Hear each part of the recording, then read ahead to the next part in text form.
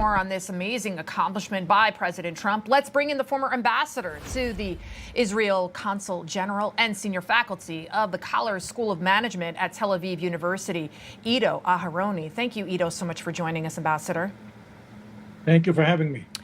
Clearly, the Abraham Accords was a great achievement. Can you put into perspective how monumental this was, and does it continue to help Israel today in light of what we're seeing under this current administration?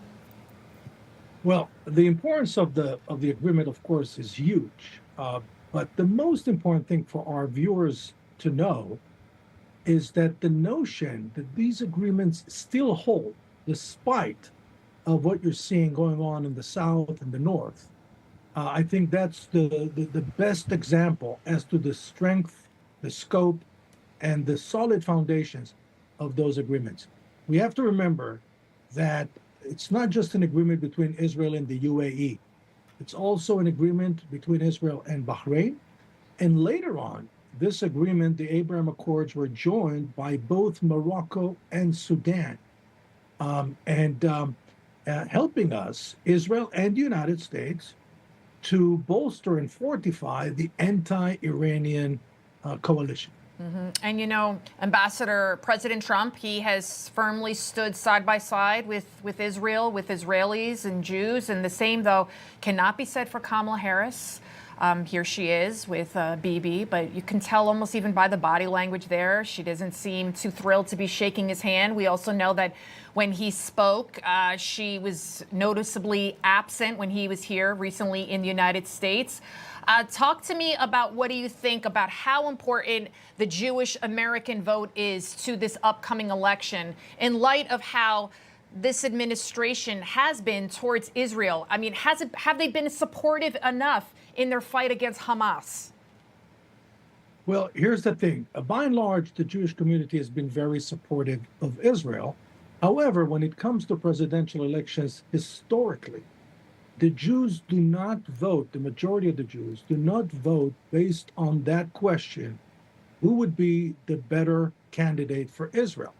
Alan Dershowitz, for example, that you covered earlier today, is the one person that this is what's important to him. But unfortunately, most American Jews are not there. They're voting on other issues. Israel is not their number one issue. And I heard myself, Mr. Trump, expressing his own frustration on this seemingly strange phenomenon. But the answer to the question is very simple. The vast majority of American Jews vote on other issues first.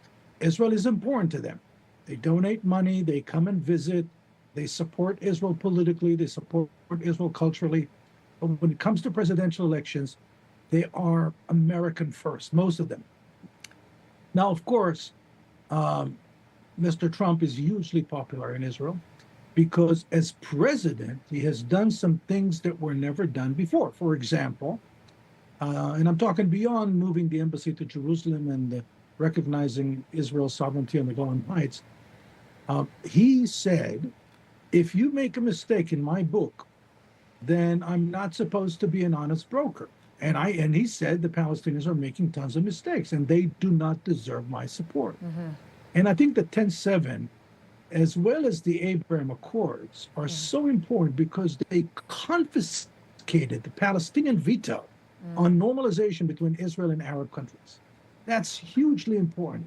And another factor, Saudi Arabia is still in the game of normalizing ties with Israel, largely thanks to the success of the Abraham Accords.